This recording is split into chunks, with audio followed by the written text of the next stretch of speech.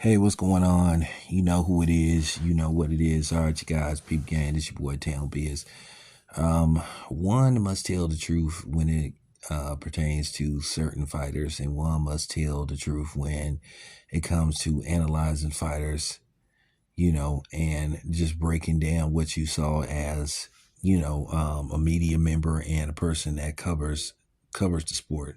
You know, journalistic integrity, I guess, if that's what you want to call it.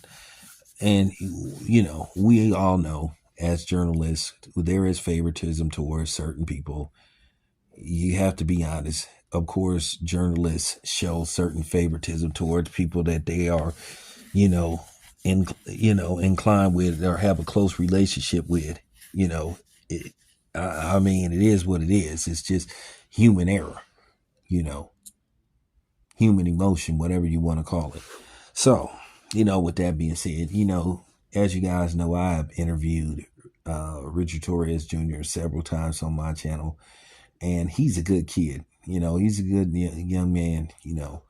Um, but when I first heard that he was fighting Frank Sanchez, even though I noticed that he started working with Team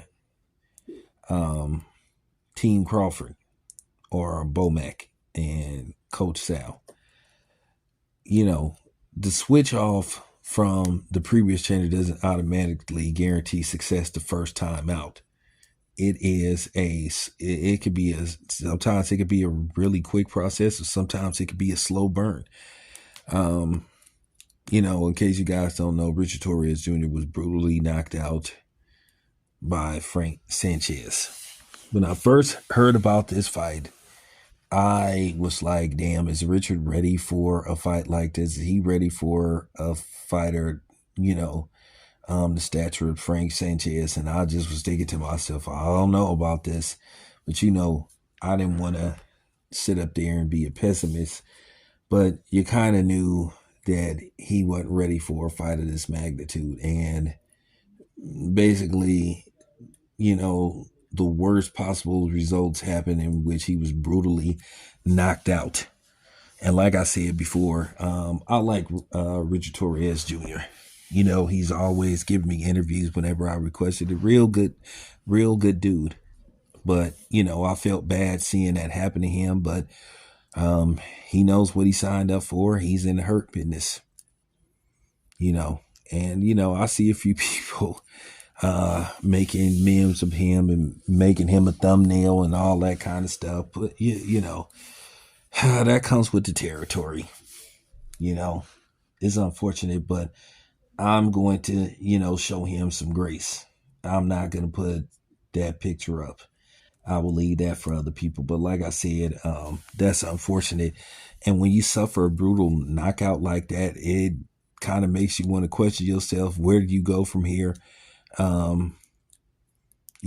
He's going to have a lot of questions, and while he's on that plane back to, Southern California, I'm pretty sure his family is scared for him. I'm pretty sure if he has a wife or something, or a girlfriend or children, I think they scared for him seeing that. But as the saying goes, there are levels to this shit.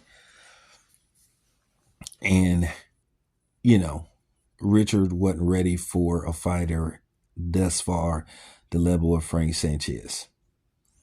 And I hope it works out for him. The